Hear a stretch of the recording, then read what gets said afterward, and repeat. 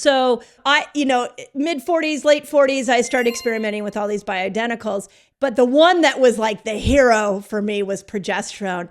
I swear, like the first time I took a progesterone pill, I was like, oh my God, I remember what this felt like. I could actually relax my body. I could sleep. Like it was miraculous.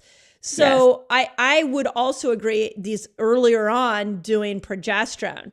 But what you've been talking about on Instagram, which I think is really interesting, is the cream versus the pill, and that there may be a difference in how your body absorbs both of those. Can you speak on that? Yeah. So first of all, I'm a big fan of progesterone. I think it is the unsung hero of the hormones. And progesterone is something where even if you are, you're a 30-year-old, you're a premenopausal, but maybe you have PMS symptoms, you're getting a lot of pain or heavy bleeding or migraines or anxiety or all these things before your period.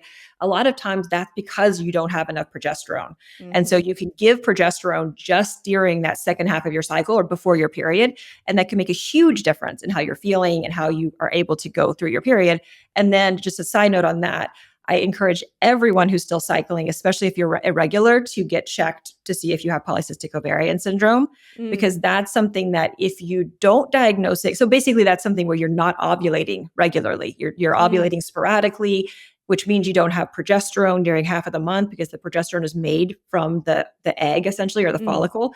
And so that's something that we can, we give progesterone. It makes a huge difference, not just in fertility, but also in reducing your breast cancer risk later on, also in reducing your uterine cancer, all these things that we can do. But progesterone is a key piece of that. And then to answer your question, I like to start with, if you're perimenopausal, you can do any kind of progesterone you want. You can do pills, you can do troches, you can do creams, it doesn't matter as much, just kind of based on your symptoms, see what works, and that's fine. But if you're menopausal and you're taking estrogen, I think it's really important not to rely on progesterone creams for your uterine protection from the estrogen, because the creams they don't get in the blood reliably and they don't protect the uterus reliably. And you need to have that uterine protection if you're taking estrogen.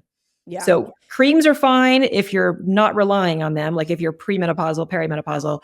But after menopause, I think that just an oral micronized progesterone pill is probably my first choice.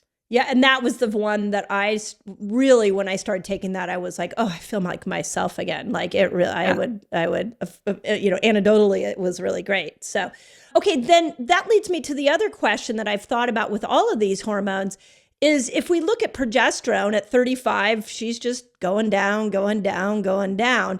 So would it be that at 35, you would take one dosage, and at 40, you're going to up your dosage, and at 45, you're going to up your dosage a little more, and at 55, you up it? Like, do we need to be looking at the dosage increase over time because our natural stores are going down?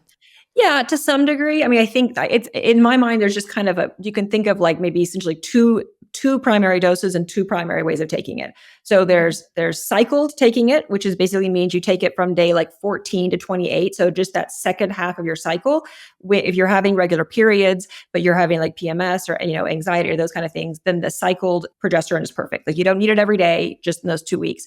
And then the dose is most commonly going to be 100 or 200 milligrams capsules. Oh, wow.